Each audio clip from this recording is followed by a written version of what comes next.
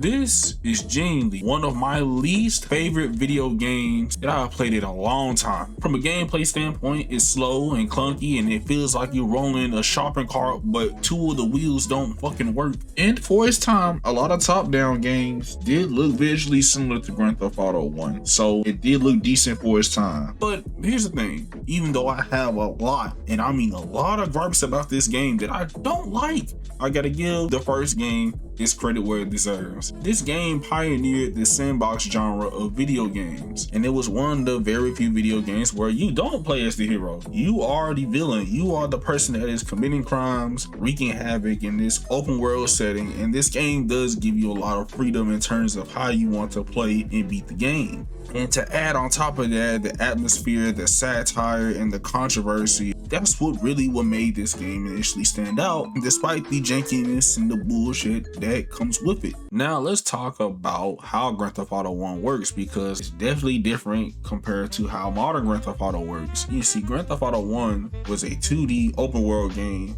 but it had a top-down camera perspective. Instead of exploring one city, you're exploring three other major cities that we know today, which is Liberty City, San Andreas, and Vice City. And these maps aren't small, they're pretty big. I'm talking about they have their own set of buildings, roads, alleyways, shortcuts. And one thing you're gonna notice whenever you boot up this game, the moment you spawn in, the whole map is available to you. There aren't any load times, there aren't any restricted areas. You can just steal a car and drive anywhere you want it to go and do really whatever you want. You don't necessarily have to follow the main objective of the game. You could just mess around and cause destruction in the city without really any limitations. With that being said, the biggest challenge you're going to discover when you're playing this game is that there isn't a map or a mini map. These maps are huge and they feel maze-like, and it's really easy to get lost in this game. You're gonna have to use your muscle memory or follow the yellow arrow that tells you where you need to head for your next mission. And the city does feel somewhat alive at the very least. You'll see NPCs walking, minding their own business. There is traffic in the game, and NPCs do tend to react to what you do. Like if you're causing havoc, they'll attempt to drive away or run away. It just depends. And there's some instances where they will even insult you. And then there's the cops.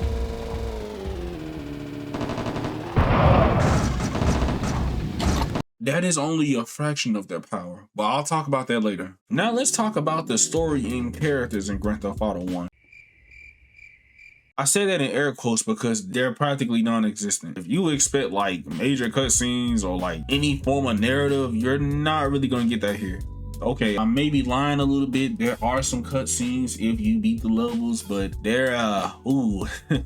Why the hell are you looking at me like that? You do get the chance to select a character, but they all pretty much play the same. It doesn't really matter who you pick. There's no aesthetic difference. There's no gameplay difference. They're really just blank slates that you can choose before starting the game. You're basically just a criminal who takes jobs from various crime bosses throughout the different cities in the game. You earn their trust, you complete whatever illegal errand that they throw you into, and you slowly work your way up. That's really about it. Now, when we get to the game in motion, it's very different from what we used to. For one, this game has tank controls. Whenever you're moving a direction via D-pad or analog stick, your character will be facing that direction. If you want to move forward or backwards, you either have to press X or triangle. And mind you, you're not moving at breakneck speed. You're moving slow as hell to the point where you'll be running at the same pace as every NPC in the game. Now, you do have L2 to R2 to scroll through your weapons. You have square to exit and enter vehicles. You do have circle to attack or shoot. And then there's the R2 button. This is not an edit.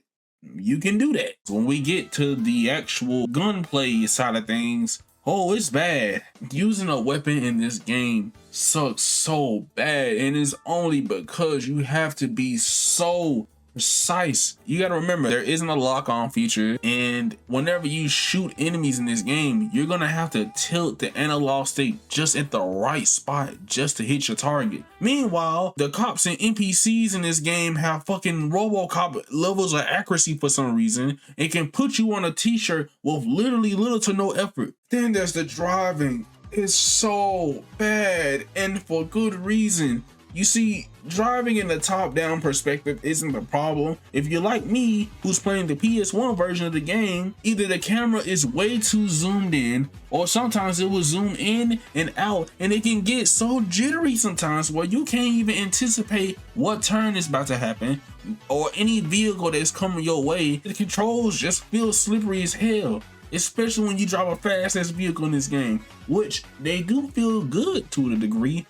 But I promise you, you're gonna make a mistake and crash into something quite often when you're on this game. And trust and believe, it's not a fun experience when you have to deal with this in certain missions that have very strict time limits and you accidentally hit a vehicle or miss your turn, and it will result in you failing the mission. Oh, and I almost forgot to mention, you pick up weapons and items in this game like your Crash Bandicoot breaking crates. There are legit crates spread across the map, and sometimes they'll drop weapons, armor, special items, get out of jail free card, or even an item that lowers your wanted level. Hell, sometimes when you hit crates in this game, they'll call special events that put you in some form of a chaotic killing frenzy until time runs out. Now, as for the gameplay loop, it's pretty straightforward. I mean, the main goal in each level is to get a certain target score and move on to the next level or city, and you can gain those points either by completing missions or doing some form of crime or destruction, or just by selling cars.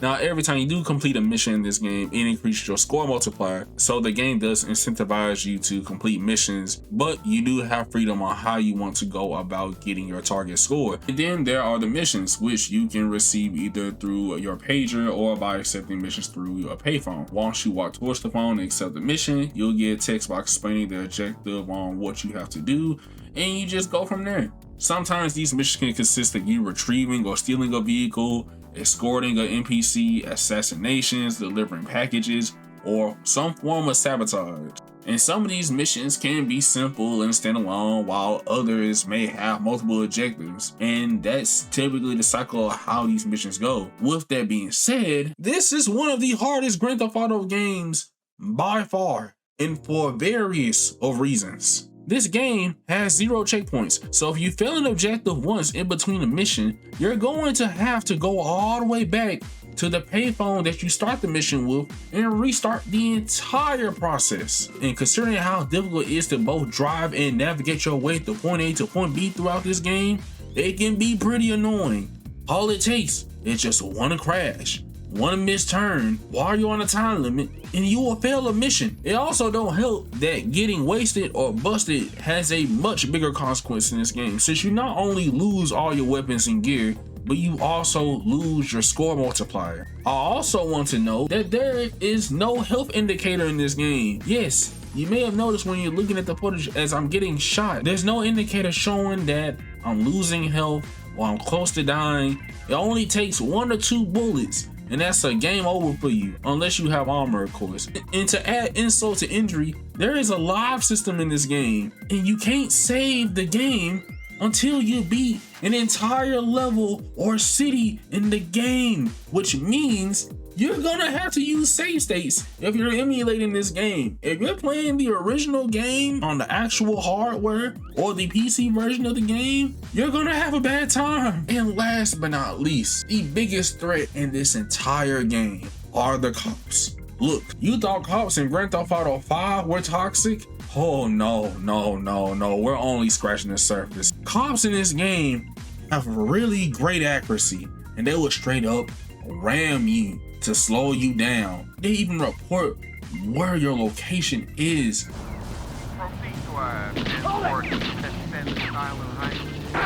Where you're being chased.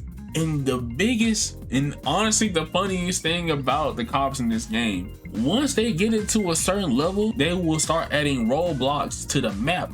And I'm talking about you can feel their presence and their power level, because it literally slows the frame rate of the game. And mind you, I would also like to know that vehicles in this game are super fragile, and it only takes a few bullets to blow up a vehicle. When you go into that roadblock and they shooting at you, best believe you better aim straight across, because if you don't, you're just cooked. it's over. Oh my lord, y'all got me stressing thinking about this game. Look, I get it. It's a game that came out in the 90s. It's that old school difficulty, but a lot of the challenge in this game comes from how dated and rigid the controls feel in this game. And don't get me wrong, I don't mind difficult video games, but there is a difference between difficulty that is fun to learn and satisfying to master versus difficulty that's just unfun, frustrating, and downright egregious. And I feel like that is a big issue when it comes to the first game in the series. Despite all my critiques towards this game, the one thing I will say that has been consistent throughout this franchise, the music is always gonna be a classic. I'm talking about you get a mix of both 90s techno, rock, jungle drum and bass, funk, and even early hip hop. And most of it is copyright free. And a lot of these tracks actually hold up to a point where you may even add them on your playlist. All in all, Grand Theft Auto 1 is definitely an interesting first entry in the series. On one hand, it has the foundation that everyone would eventually love about the series: the open world, the freedom, the satire, the mission structure, the police system, and the signature of doing whatever you want. And all those aspects are there. They're just in a unrefined state. And then on the other hand, this game did not age well. The controls are clunky, the difficulty is insane for all the wrong reasons, and the missions can be really unforgiving. However, I have to give credit where it's due. This game is very ambitious, and it's also messy. It's a game that I would recommend playing if you really want to see where the franchise started. But other than that, yeah, this is going in the garbage. Y'all can have this.